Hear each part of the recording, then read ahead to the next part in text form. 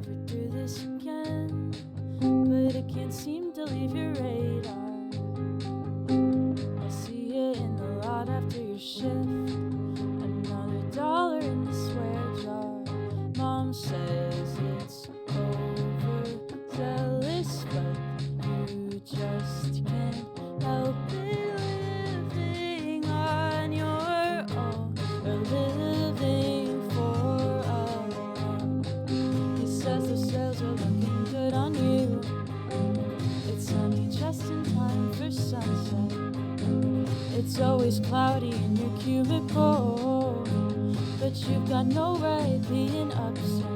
They say that life is precious, you'll live to regret this. They're wasting your time, you're one email behind.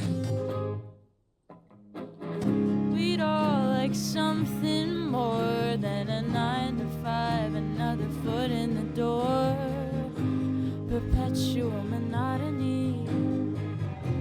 A little fix is all you need. For dollars to disappear, we're all looking for a little release here. All need a light idea. Another tick on the chart, another day of the startup sounds of RLPCs. Why don't they just fire me? Another tick on the chart, another day of the startup sounds of RLPCs. Why don't they just fire me? It's ridiculous just how much we hate this labor of our love. Is this what you dreamed of? We'd all like something more than a 9 to 5, another foot in the door, a corporate lobotomy. Another fix is all you need. Mom hasn't called in a year, she'll never reach you high up here. We all need a bad idea. I know you need a bad idea. You know I need a bad idea. I know you need a bad idea. I know you need. I know you need. I know you need. I know you need. I know you need.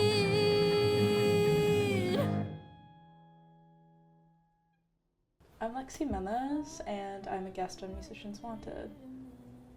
I've been involved in some sort of music for as long as I can remember, probably since I was like 5 or 6, so it's always been a part of my life. I started off doing musical theater, and then it sort of branched off during COVID into writing my own stuff, and composing as well. A big theme that stands out to me within like my own work is the endings of things and change, and like transitionary periods in life. So that's definitely a big part of my inspiration when it comes to creating music or creating film or really creating anything artistically. Yeah, my songwriting process definitely varies. It's changed a lot as I've gotten older.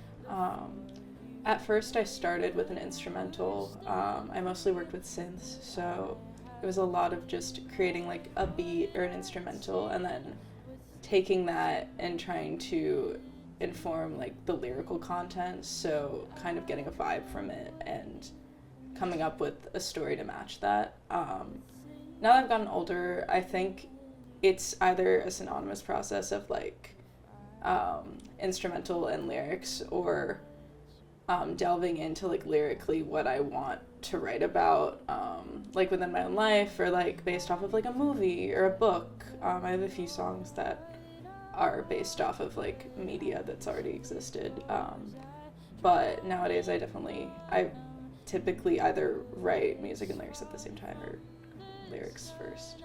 Alright, 1, 2, 3. If I had waited a minute, Would things have been any different if I had waited at your door? Would I be weeping anymore if I had said what you wanted? Would you have still told me to be honest? If I had lied with a smile, would you have stayed for a little while? If I had found your lock and key before you made the worst of me, would I have denied what I'd seen? Would things have ended differently? Should I have waited a minute? Would things have been any different if I had sobbed at your door? Would I be weeping anymore? I don't ever know what I want, but as it goes I drown in thought. I'm Icarus falling from the sun with wings of wax and burning lungs. I don't ever know what I want, but as it goes I drown in thought. I'm Icarus falling from the sun with wings of wax and burning lungs.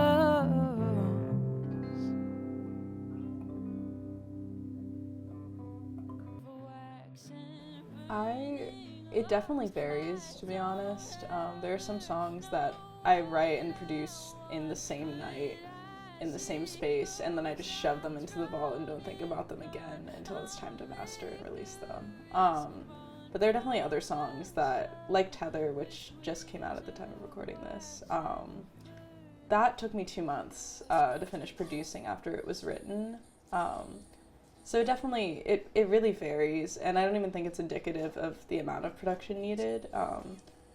I think for more personal tracks, it definitely takes me longer to decide when to release it, if to release it, how to go about really producing it in a way that feels representative of the feelings and experiences that have shaped the song. But yeah, it's all produced in my room. I play all the instruments, I sing all the tracks, and then I guess when it feels right, I usually release it. I think I started writing for myself and to better understand how I was feeling and like kind of putting my experiences into words. As I've gotten older and I've spent more time with my music and I've seen it reach an audience like on a physical level and on a tangible level, I think I've begun writing for those closest to me, but also still for myself, but it's sort of this feeling of like, if I can write something that resonates with someone on an emotional level, or write something that they can interpret in a way that applies to their life and kind of emotionally supports them, that's really what I'm writing for and who I'm writing for. I don't think that this is a trait entirely unique to me by any means. I think something that I'm proud of and something that I think is somewhat distinctive is the fact that I produce completely by myself.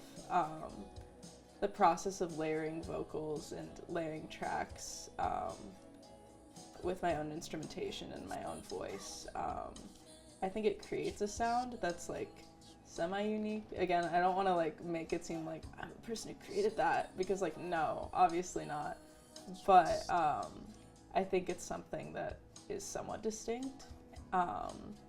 Also, I think the incorporation of samples specifically in my music, a lot of synths that I use even now are samples that I've gotten from like friends or people who happen to be like humming in a space, or like the sound of like a leaf blower on Boylston.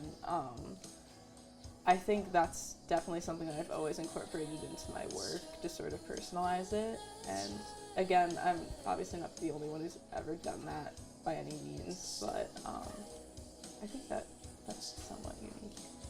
I've never really felt as creatively fulfilled as I've felt here. Just having a community of artists to draw from and to just sit down and like talk with and create with has been really essential in like developing my voice as an artist, and also just finding a community of artists. I went to a very weird high school I was in a theater program, but it was in a giant STEM school, so I never really felt like I had a vast community of artistically inclined people around me, and people who were intending to make it their career in some way. When it comes to composing, it's a bit different in terms of process, just because I don't really have as much of like lyrical content to work from. Even if it's like a dialogue heavy scene, I tend to rely a lot more on the visuals and the visual content than what's being said necessarily. So at least for me, I think the instrumentation and the use of like samples, or like certain warmer sounds, or like creepier sounds, or certain chord voicings and chord progressions, I think that's a lot more integral to scoring for me than it is for like my own lyrical work and like songs. And I also tend to approach it with a lot more of like an orchestral brain, if that makes sense.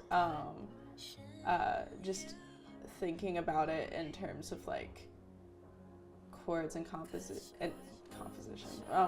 and like arrangement and instrumentation on a much more technical level than I would necessarily with like my own music. The process of telling a story in and of itself is really what connects all those things together for me when it comes to music and photography and videography. Obviously less with photography, but primarily with like music and film. Yeah, telling a story is something that I think really transcends all of those individual mediums, and sort of pushing a feeling forward and like a message. It definitely intertwines within like all of my work. Also, as I mentioned before, I have synesthesia, and I think especially when it comes to composing and even deriving from a piece of music to create a piece of like visual or audiovisual media, that's something that definitely kind of merges the two fields together for me. Just creating like a palette and like a visual feel that matches the music that either I've made or someone else has made, and vice versa. So actually just check this before the interview itself. My most listened to artist as of last week is Radiohead, which when you put together Radiohead and Film Major says a lot about me that I wouldn't care to admit out loud.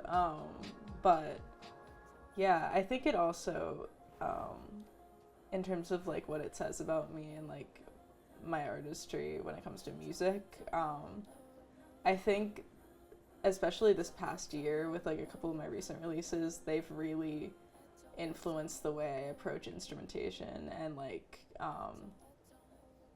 I guess like melodic structure as well. I've gotten, and I don't know if it shows, I've gotten a lot more like experimental when it comes to like voicings and like chord voicings and vocals specifically. So yeah, thank you, Tom York, for that. In terms of like who I'd want to collaborate with or open for, I have so many answers for that. Currently, I would love to open for Indigo D'Souza. Last year she was by far my most listened artist. I really resonate with her lyricism and the themes she tackles. Her work is like really existential, which I personally love, and she's definitely influenced my music a lot. So I'd love to open for her. I'd love to collaborate with like generic answer, but like Billie Eilish. I love the way her and Phineas approach production and like a lot of their lyrical content, like theme and the themes they incorporate. I really love it, so I'd love to collaborate with them. Biba Dube, I don't have like a profound reason, I just really love her music and it would be really cool. I have drawn so much from Hans Zimmer. I see you fist bumping in the background. Hans Zimmer, Colin Stetson, who did Hereditary and Midsommar. John Brion, who I recently watched Eternal Sunshine of the Spotless Mind, and I did a Wikipedia deep dive on John Brion, and it turns out he also produced for Fiona Apple, as well as a few other artists that I like religiously listen to. So I'd say he's definitely informed like a lot of my music generally. Mac Quayle, who did The Last of Us, I think, Mr. Robot. I love the way he uses synths and like arpeggios. Yeah. I'll go to the house show down the front row alone. I'll find the ticket to that exhibit. I'll check my phone. Embarrass myself on the playground with you. Ask me if I like it when you tell me what to do.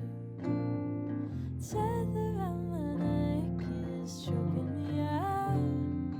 When I'm at my best, I go breaking it down. Stitch it into the bed sheets. When it's over, we'll both leave. I feel like a museum. Windows blacked out, block the sun. I'll open the shades today, but I won't trust anyone. I'll go to the house show down the front row all alone. I'll take the green line, I'll be just fine checking my phone. Tether on my neck is choking me out. When I'm at my best, I go breaking it down.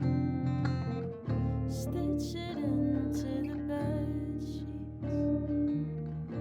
When it's over, we'll both leave. Street race past myself.